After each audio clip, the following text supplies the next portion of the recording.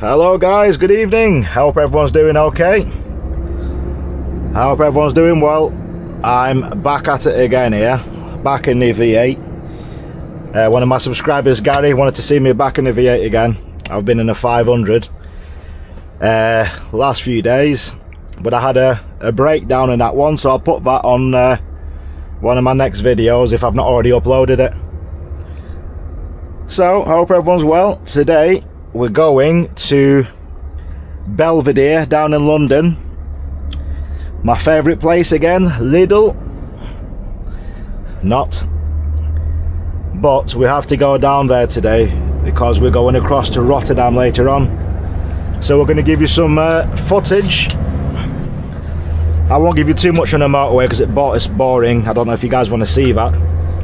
I'll get some video leaving here, then we'll get down as we go over the Dartford Bridge, and then we'll drop into Belvedere because that road is quite tight and technical. There's a load of roundabouts, and I'll show you what happens when you don't take the correct line in a truck on that road, because the roundabouts there's loads of fences at the side of the pavements have all been smashed by people not taking the correct lane positioning.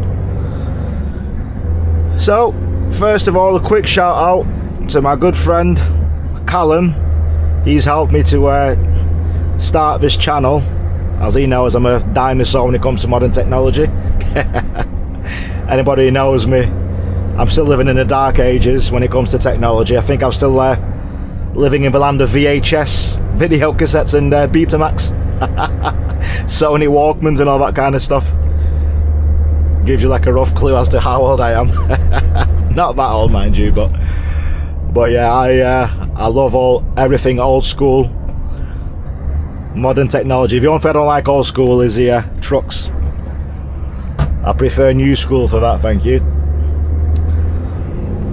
So yeah, if you guys love Land Rovers, off-roading Land Rovers, check out Callum's YouTube page, and he's got a TikTok. It's at TD5_Cal, C-A-L. So check him out. He's got some fantastic Land Rover off-roading stuff, and he's got a YouTube channel as well. So, you know, we're only small channels, only starting off on our journey, so we try to help and encourage each other to try and hopefully make it somewhat not big, but you know what I mean, just trying to get ourselves known in this YouTube space, as it's quite a tough cookie to crack, so to speak. So come along with us it's just myself, come along with me. I've not been possessed by a legion. Any Catholics out there will know the reference. So it's just myself, there's no possessions, demonic or otherwise. So come along with me in this truck and let's get down the road.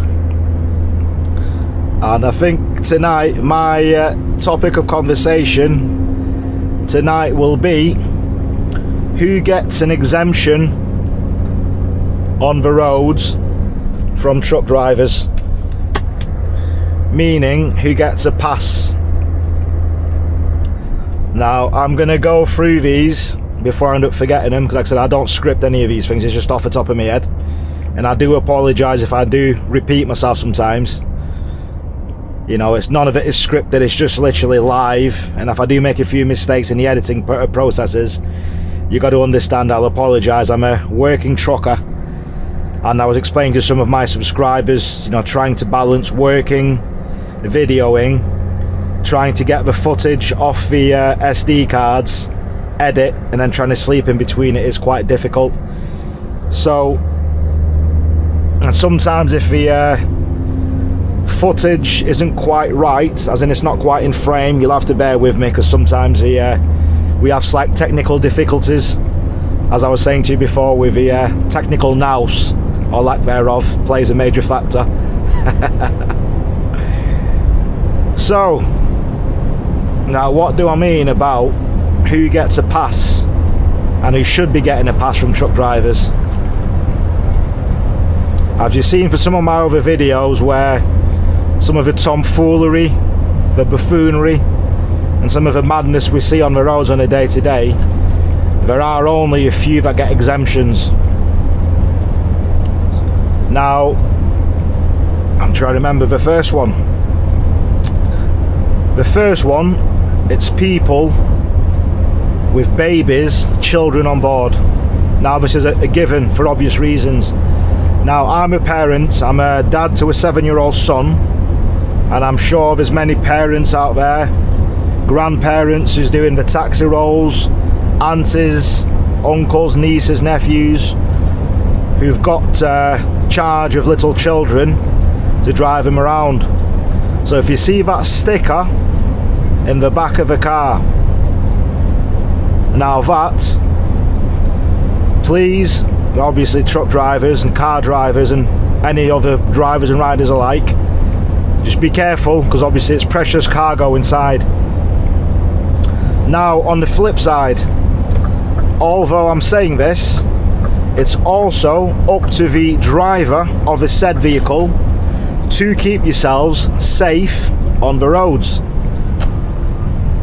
Now what I mean by that is, granted you do have children on board or a child on board, it doesn't mean you don't know the speed limits for the road you're driving on, and you're driving at a speed that's so ridiculous you're putting your life in danger.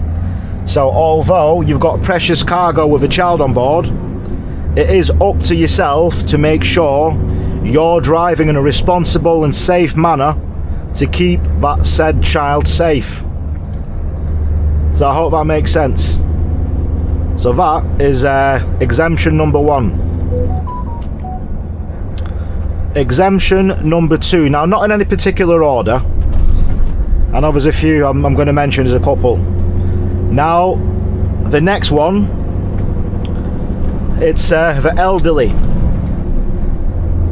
Now, as you can understand, you know, there are a lot of elderly drivers on the road. You know, there's you know, you'll see grandmas, granddads, mums and dads.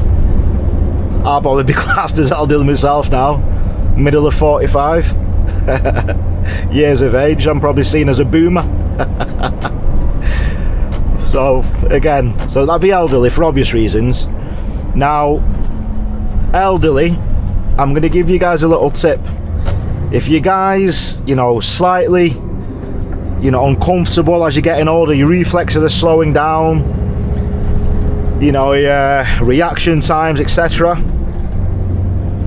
Now, what I would say to you guys is, you know, there's no shame in that, but if you want to help yourselves, put on the back of your car a green P sign. Now, what does that stand for? Newly pass.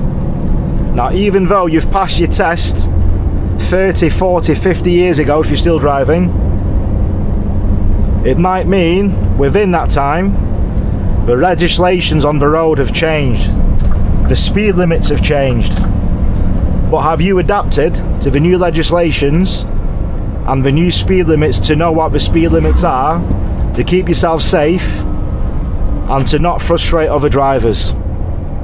Now, it might be inadvertently due to old age that you might not know such things, but again, you know, it's no excuse not to keep in touch with the current legislation and to keep yourself safe. So that's a little hint. Now, when I'm driving, if I see it's an elderly person behind the wheel, and if I see they have made a few mistakes, okay, I understand, you know, that's fair enough. I'll give them a bly. So that's the second one. The next one's new learners or learner drivers. For obvious reasons, this one, it's self-explanatory. When you see the red L on the back of a car, you know that's a learner, and you know they're not comfortable, they've not got the experience on the road behind the wheel. And if we're an instructor, if we're in a, you know, in a car getting tuition, or if they're in with a, like in the UK, where here you can go out with a learner driver as long as you've got a full license with an L. Again, bearing in mind, just allow those guys and give them a bit of a bly, because obviously, you know, the statement one of the old drivers gave me years and years ago when I first passed driving, I can't remember his name, bless him. He said, look, you're a new driver, forget what other people think, nobody was born with a steering wheel in your hand. Which is true. Nobody came out of the womb with a steering wheel, how to drive a car, or with a set of handlebars, how to ride a motorbike. So, new drivers, new learner riders, give them space and room and expect they're going to make mistakes. It's a given. So they're the next ones. And the other one, now it's not the elderly, it's the green peas, the people that have just passed the test. They've gone through the rigmarole of going through everything. You've gone through the testing system, or at least I hope you have. You've not bought them somewhere off eBay like I seem to think that a lot of drivers have done these days, from off of the dark web, let's just say. So the newly passed drivers, again, these ones self-explanatory. They've just passed the test, they're not quite as comfortable, they've not got quite the experience behind the wheel as someone who's been driving for 1 year, 2 years, 3 years plus. So that is self-explanatory. Give them a lot of room, understand they might make mistakes. But with these new drivers now, these have got no excuse. If they've just passed recently, they should have done the theory test. They should know all the relevant speed limits. They should know the hazard perceptions. This should still be fresh in your heads. So somewhat, you guys don't have as much of an excuse as the elderly drivers. So, but I'll give you a pass. Now, the other ones. The other ones you've got to be careful of. You don't get a pass, but these ones you've got to be very wary of about. Now, any drivers who do ADR, which basically it's dangerous goods on the road. Now, I don't have a clue how many car drivers even know what an ADR placard is signifying that the driver is carrying on the back of their truck. In their tank, there could be very, very dangerous, noxious, corrosive substances. Now, car drivers, van drivers, even truck drivers, motorcyclists, if you don't know what that dangerous good or the dangerous product that driver is carrying, I suggest you don't start cutting them up, you don't start brake checking them, and you don't start messing about with them. Because if they have a crash and if they have corrosive acids, put it this way, I did my ADR test 10 years ago, and they showed us a video, an actual video of this corrosive acids, what it did to this nurse. Anybody here seen the Terminator, where the T-1000 just basically melts into molten liquid? Let's just leave it at that. So if you knew what these guys were carrying, you wouldn't be messing about with ADR. Petrol and diesel tankers, for obvious reasons. If they have an accident and that thing explodes, do you think you're going to be walking away from that? Or do you think that driver's going to be walking away from that accident? Highly unlikely. If that thing explodes, believe me, now there was an accident in Italy, can't remember, 3 or 4 years ago. Type in, go on Google and type in petrol tanker explodes in Italy and see the devastation that caused. So you wouldn't be messing about with these guys. So that is my little tutorial for this evening. So the guys and girls that should be getting exemptions, and you need to be careful around on the road. Okay, now again, I will apologise. You know, when you're doing these videos, you don't realise how cringe you sound when you play it back to try to edit. You might be repeating certain words, or there's a few things. Not everybody is an orator. Not everybody's a David Attenborough, and not everybody's got a script to sit down, read through the script, practice it.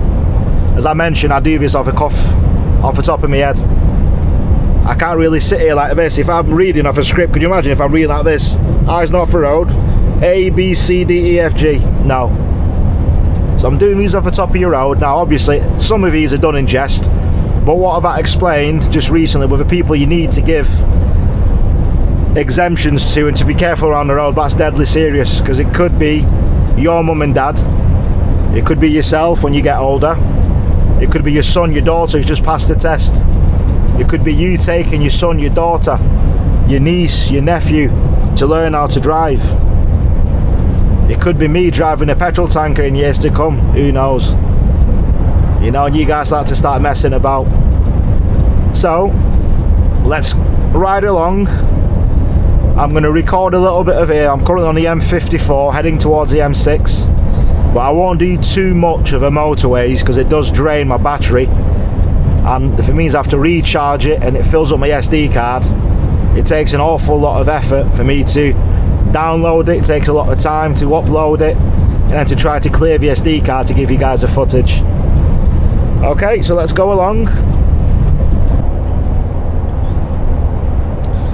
Right, we're on the M6 now, southbound. Get a little bit of his footage on here for you guys.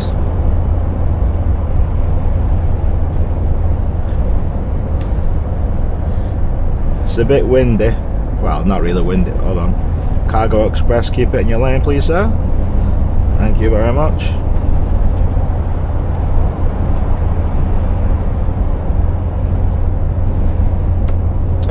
Now, one of my subscribers, Niall, asked me to show you the tachograph and how to insert it. I do apologise, Niall, I forgot to do it today. I was in a bit of a rush. I'll try and do that next time for you, and I'll this fridge I've got on today, there's various different fridge motors and they're all slightly different, but they work in a similar manner, so I'll try, if I have time afterwards, I've got to go and catch the ferry from Dover afterwards. If I've got time on Dover after, I'll do a little video of how the fridge works.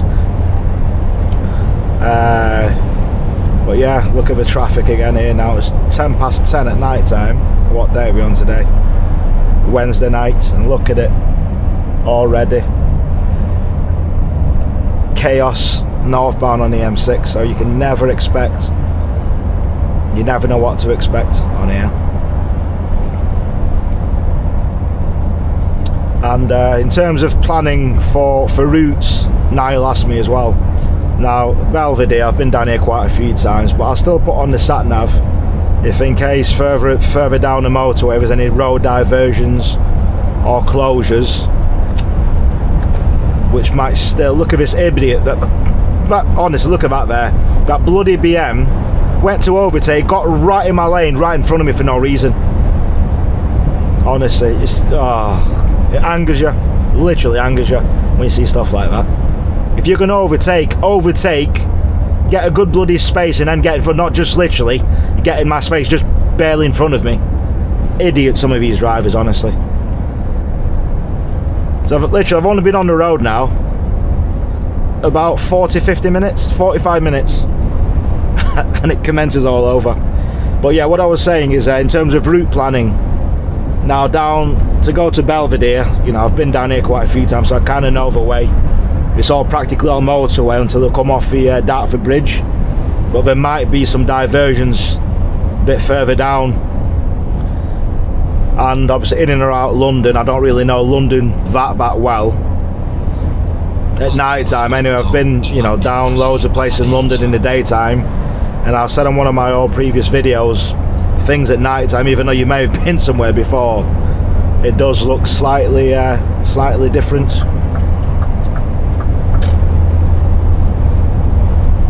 Let's let this fella moving across here.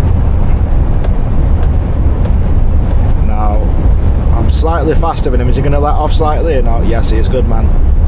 He heard me. So there we go. That's another example of courteous driving. I've let him in. and he's gonna let me back in as well here now. So this is a case of truckers being courteous to each other, because I've seen it happen before. I flash somebody in and I'm slightly quicker than him, and what does he want to do? He wants to hang me out on this bit of a road here for ages and ages and ages, and you've got traffic building up behind you, and it's when it's windy like this, you don't want to be sat. If I'm on the lane 2 there in the offside lane, and I've got a little drain on my side, and if you're getting buffeted from side to side, you want to try to mitigate the risks as much as possible. So he could have looked in his mirror, seen there's right, there's nobody directly behind him, just knock it down, knock off the cruise control for literally 5 seconds, 3-4 seconds, let me get past, reset cruise control again, we'll go about our way. But some drivers, honestly, they're just idiotic, even though you've done them a favour. So sometimes you think to yourself, is it worth letting these guys in? Well, he was a good example of, you know, courteous driving. So yeah, in terms of route planning now, when you're going across to Europe, what you want to do is at least have a look at a map. It doesn't have to be a paper map. You got your Google Maps. Now what I tend to do is, you know, when you're going, you want to get yourself like a rough direction where you're going to. So, you know, from Calais to go across up to Rotterdam, as you come off of a ferry terminal, you want to head up towards Lille, then go up, obviously over into Belgium, past Antwerp, you know, then across into Holland. So just give yourselves like along the way some little waypoints, and when you can look on your Google Maps as well, if you're going to be using mainly motorway, look at the name of the motorways you're going on. So like the A16, whatever, I forget, A16, A1, I forget, I've not even looked at it, but I know the route. I've used to go up there quite a lot of the times, in and out. So just kind of give yourself some waypoints when you're heading up, so you know which direction you're heading towards. And I usually, like, I have a little booklet, I always write it down. I'll do, before I leave Belvedere afterwards, when I get to Dover, I'll look on the Google Maps again, even though I'll put in the destination on my sat nav, I'll still write it down, some little waypoints, just in case, if anything ever happens. I'll write down the exit numbers I'm coming off at, which motorways I'm heading towards, and which junctions you're coming off, so you know roughly where you're going. Because there's nothing worse if you're just over relying on your sat nav and you don't really have a clue. You're heading north, east, west, south. Obviously I'm going to be heading, as I come out of Calais, I'm going to be heading like north, a bit northeast slightly, so you know your orientation, where you're going. So in that respect, that's the kind of planning that you do. But obviously with sat nav, it does make it quite easy for you.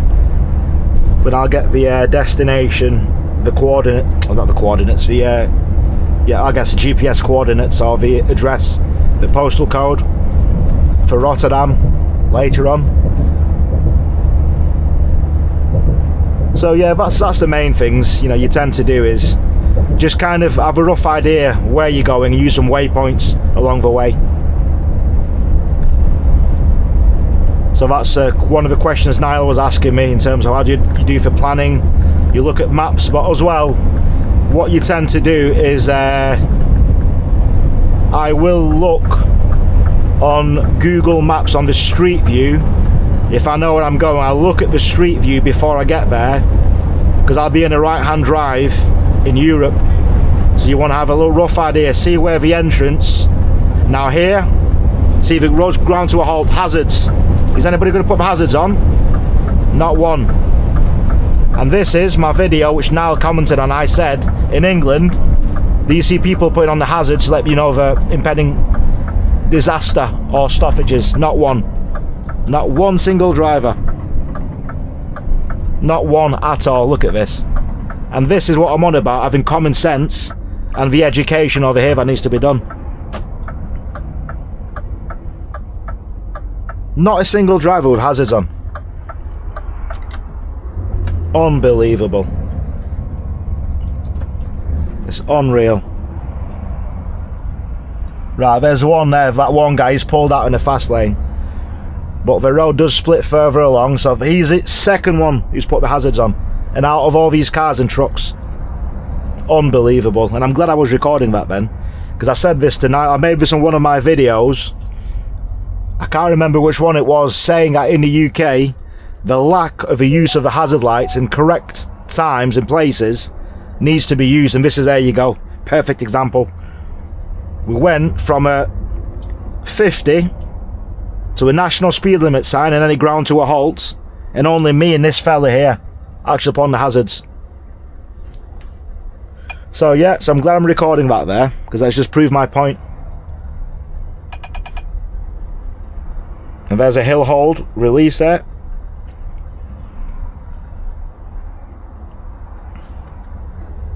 But yeah, it defies belief how things like this, how it's just common sense, how, you know, drivers don't use the hazards correctly. And if you've got a truck right behind you, if it's a truck, now truckers, if you've got someone right on your trailer and if they can't see what's coming up ahead, put on your hazard to let them know. Because if you've got to slam on, if I had to slam on then, someone was behind me, at least if I gave on my hazards to give them a warning, if he had the common sense to, you know, slow down, ease off, get ready to prepare to stop. But nobody did it but me and him. It's absolute insanity. It defies belief.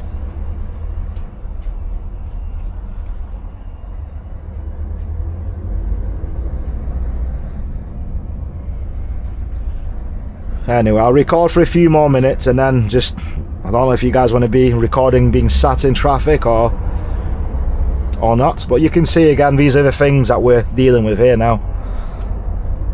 Now from where I joined, could I have checked if the traffic was going to grind to a halt? Maybe, but then sometimes it just stops unexpectedly. So then again, you don't know whether you are going to get stuck in it or not. It's unbelievable. But off we go again. Let's see, let's get past, once you get past Birmingham, it usually clears up. Usually.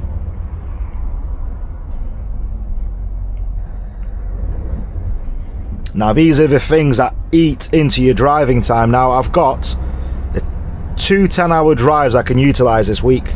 I've not used a single one yet. Now this one, when you're crawling, you know, 8 kilometers, 5 miles an hour. So whether you're crawling 1 mile an hour, 2 miles an hour, your clock's still rolling, but when you stop, it does stop. So it stops it. So now your driving clock stops, but your working clock is still ticking. So I started at 9:10 this evening, and technically I have one last 15-hour day to use. I have until 10 past midday tomorrow, which would be 13:10 local time in Europe tomorrow. And I'm looking to try to stop in between Belgium and Holland. And that's depending if I get stuck in here, how long I'm going to get stuck in here for. Now Lidl, I'm going to get in and out of there. I'm not going to wait for paperwork because I've got a ferry to catch. And it's also dependent if there's any delays on the ferry from Dover to Calais. So it's these kind of things that affect your day on a day-to-day basis. It's not just this. So even though your driving clock does stop, your overall clock, your working clock still ticks, if that makes sense. So even though I have got a 10-hour drive and I've got a 15-hour day, now I've already utilised 55 minutes of my 10-hour drive so far. As you can see here, it shows 9 hours and 5, and I had 10 before I started. And I had 38 hours left of driving for the week whilst I started, so I've used 55 minutes there, so it's 37 hours and 5 left for the week. 9 hours and 5 left for the day, and 3 hours and 35 left for the driving period, which will mean I'm going to have to take a 45 before I get down to Belvedere after, because I doubt I'll be able to make it down there with 3 hours and 34, because the last 6-7 miles into Belvedere it's all dual carriageway and single carriageways in, and it's stop start, so I will have to stop. So I'm praying that this isn't too much stoppages.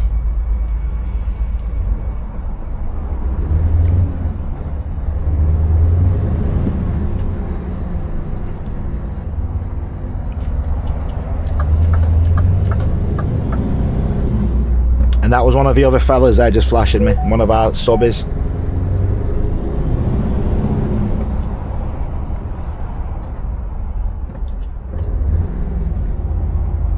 And with this load on tonight, we're currently around 31 tons, 31,000 kilograms.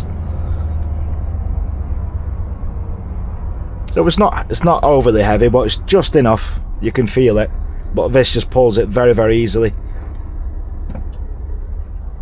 Now, again, the difference is, I was saying, between this and a 500, especially on the steering, this is way, way lighter. Way lighter. It's impossible to describe how light it is on the steering. Ah, here we go, and this is just closing down further ahead here, going down into one lane. If his car's going to let me in or not.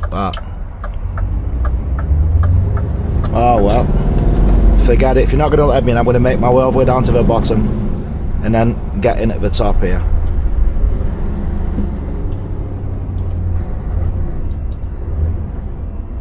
Can we make it all the way across? Let's. We've still got 600 yards, so we don't need to be sat in here. We can merge in turn.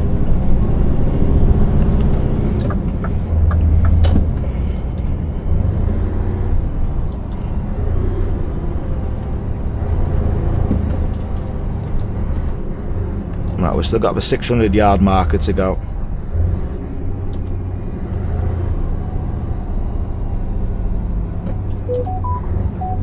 Right, let's keep this guy here so he can get in, and we'll keep the traffic so we're not trying to block the sneak in. So we'll keep this space, because I think what he's going to do is here is shepherd the traffic into a funnel right at the very bottom. So I'm going to leave this space for him here, and leave him and leave his car so we're not trying to force our way in.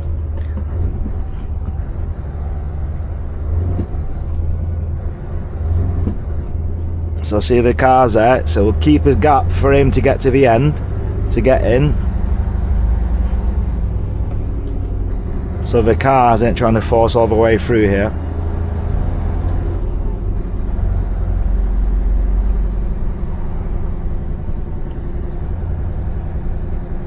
And these are the joys of traffic. On the M6 motorway,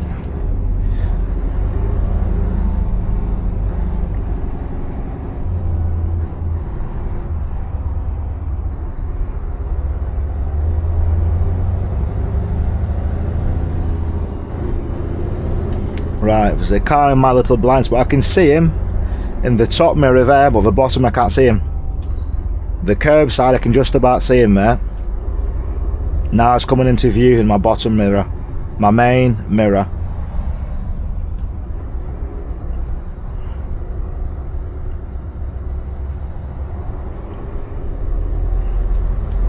Now this is where the video I made about blind spots and to try not to sit in them.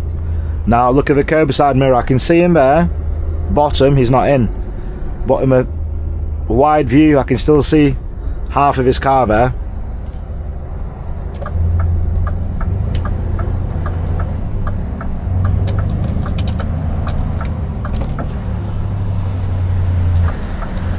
Thank you, sir.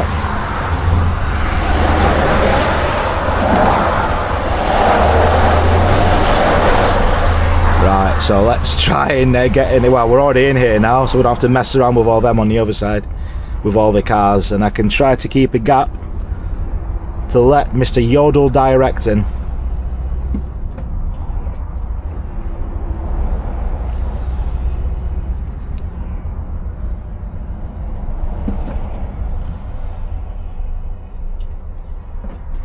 Right, let's let him in.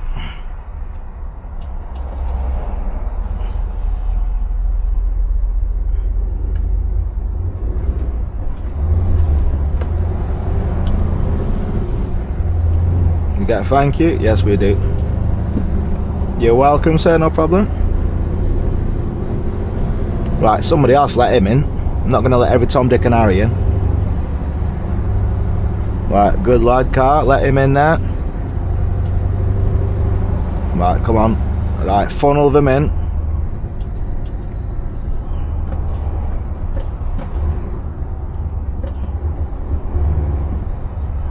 Right, car, don't squeeze your way in there, car driver. Yes, he is gonna. Right, the others are gonna try to force their way in. Right, sorry people. This is where you're gonna get hung out to dry here now.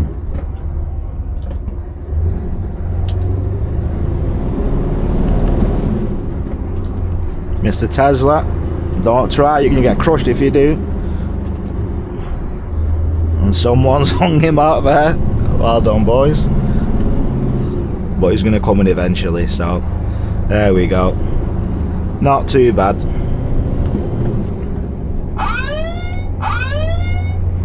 So let's just hope that this carries on moving now. There's nothing major further down the motorway, because I've got a funny feeling, no doubt, if it starts off on the M6 now, we'll get down the M1 and the M25. If we get closures the whole way down, and I've had it done before, you've had closures on the M6, M1 and the M25, trust me, it just wrecks your whole plans for anything you've got going.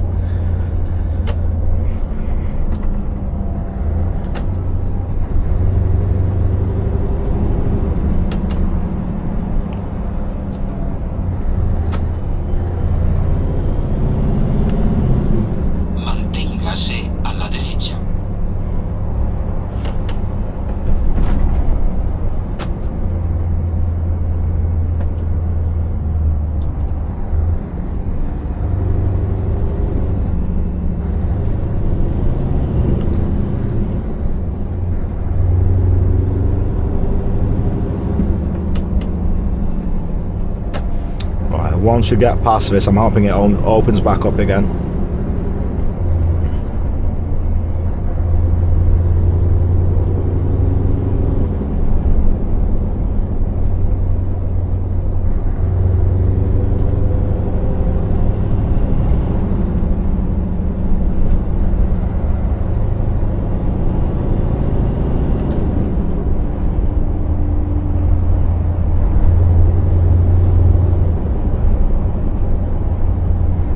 And it ends, hopefully.